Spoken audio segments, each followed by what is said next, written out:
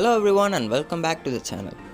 In today's video, we'll be playing Alain in the jungle, and as you can see, this is a ranked match. So first and foremost, I'll give you some tips on how to draft, that is pick and ban in a ranked match, and I'm sure it will be very helpful for you.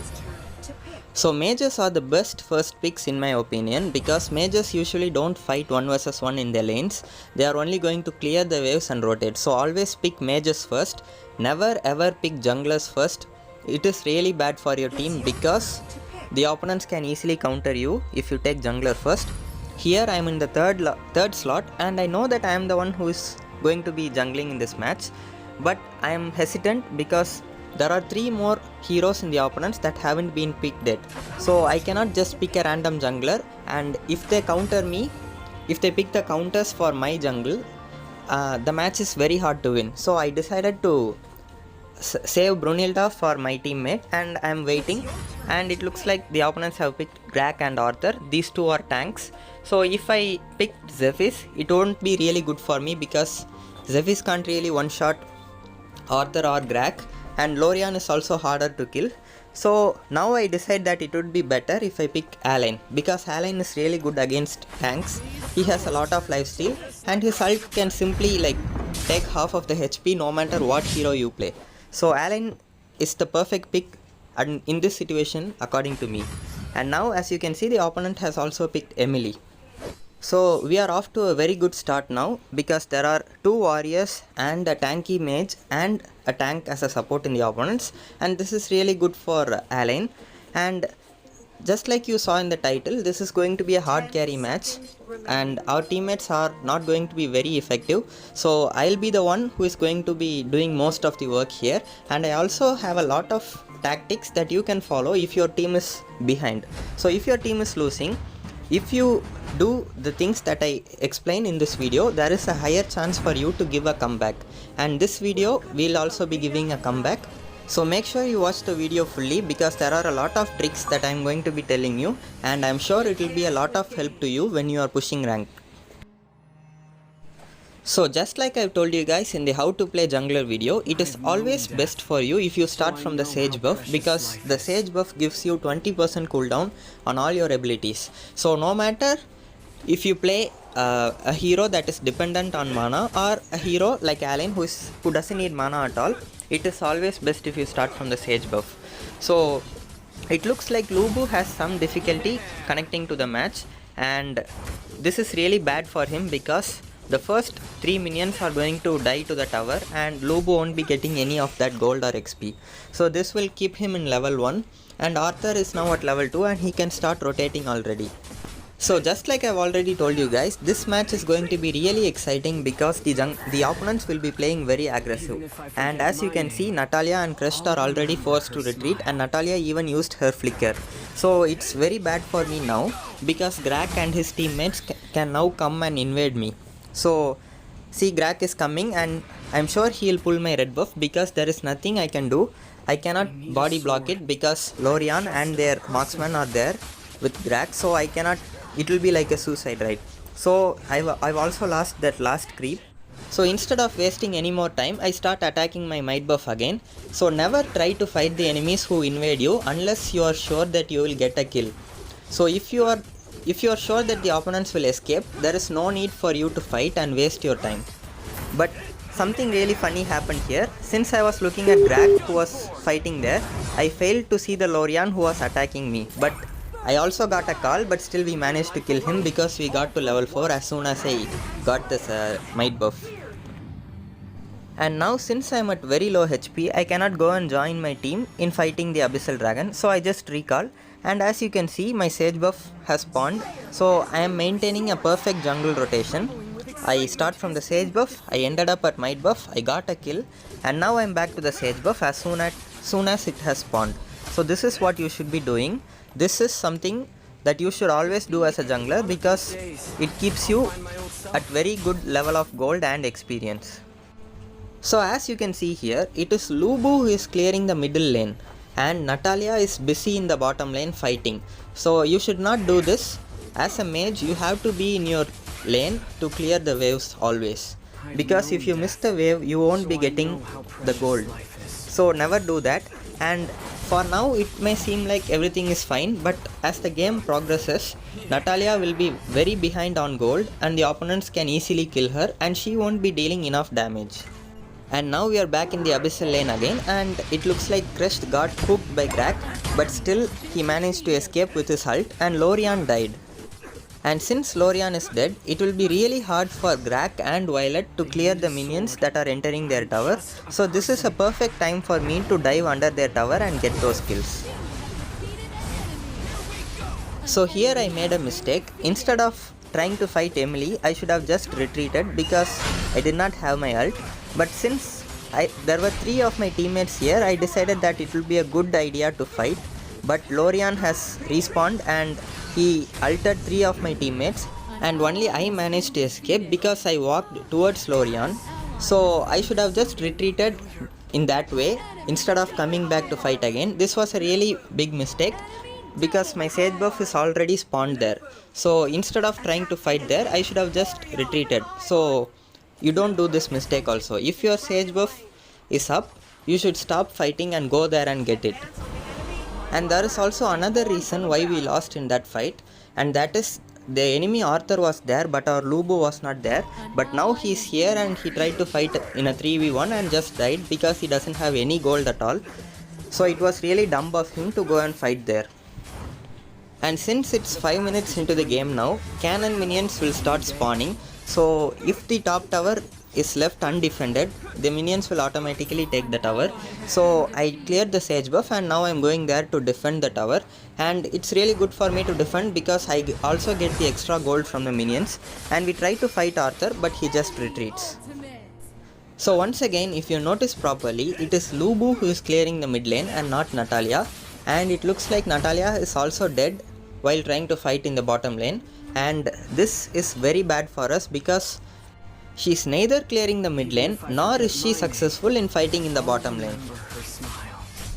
And there is nothing much we can do about it, but Alain is a late game hero. He is not very strong in the early game, but his late game damage potential and lifesteal is very good.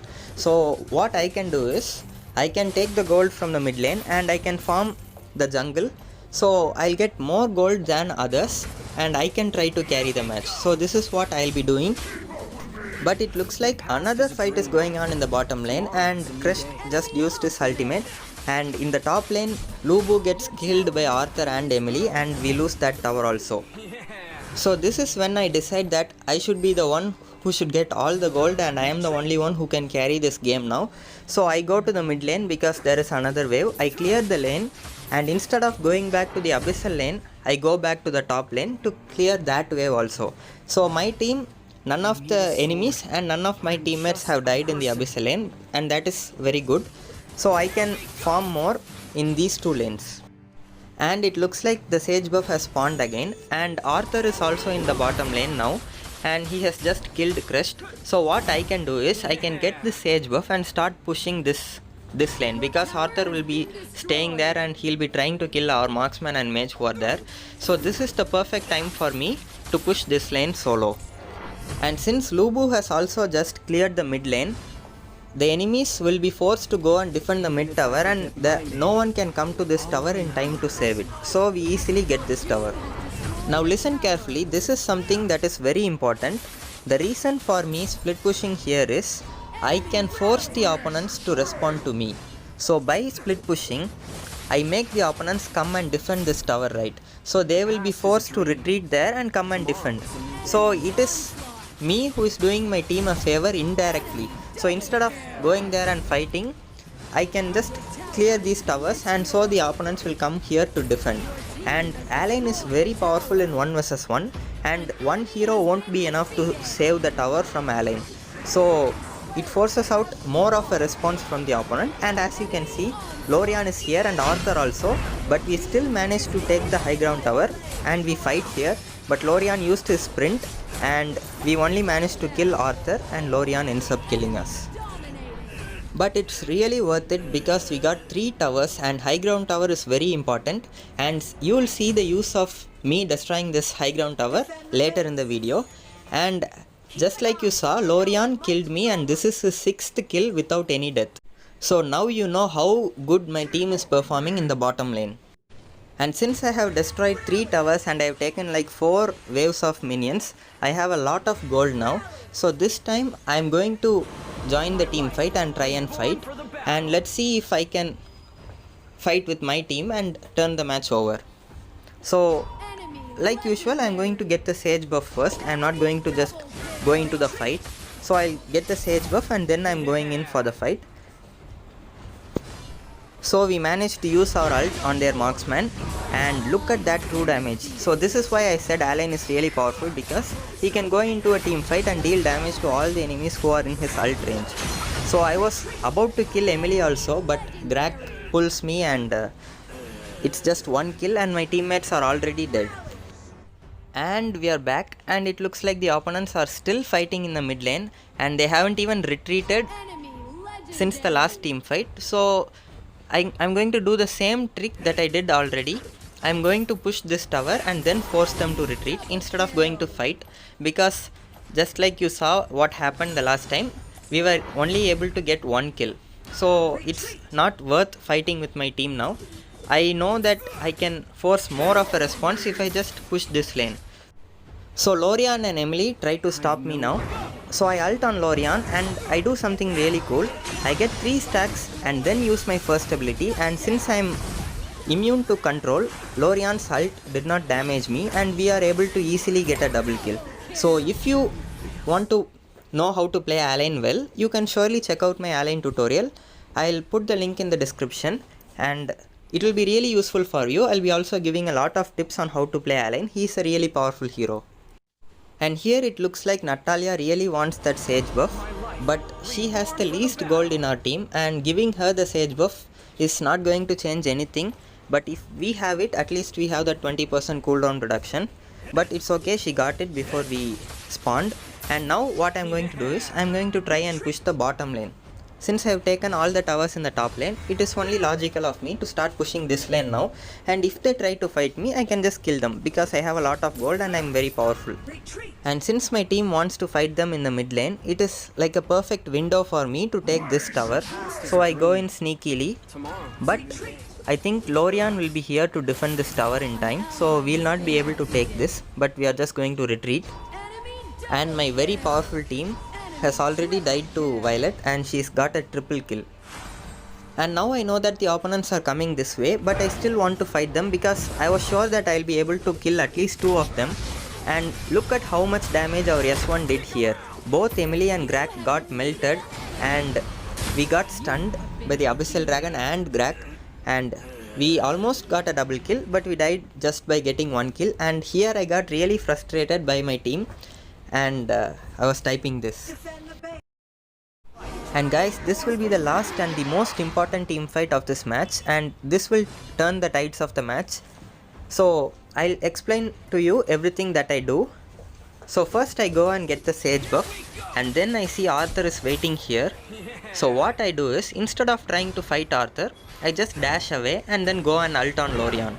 And Lorian dashed at the perfect time and managed to escape, but I killed Violet and then managed to escape from Lorian's ult. And then I wait here and I try to protect Natalia from Emily, and this is the best S1. See how much damage I did to Grak and Emily together, and my ult is back and Lorian just used his second ability. There is no way for him to escape, so we killed Lorian and now Arthur is also dead, and this is a quad kill and the match is totally changed. And I got really excited and I didn't notice that our minions are already pushing the enemy core. So since I cleared that whole lane previously in this match, now the minions are already at the enemy core, so I just go there and out of excitement I just run through these towers and manage to do one hit on that core and we win the match. So to summarize what I told you guys in this video, if your team is losing, you have to go and split push DS lane or Abyssal lane, whichever lane is very far away from the team fights. So it forces a response, and that is really good because you are indirectly saving your team while also getting some objectives such as towers. And also, if you are interested in learning Alain and if you wish to master him, you can surely check out my Alain tutorial. I'll put the link in the description. He's a very strong hero and he can carry matches easily all by himself. And just like always, if you found this video helpful and enjoyed watching it, make sure to hit the subscribe button, and I'll see you guys in the next video.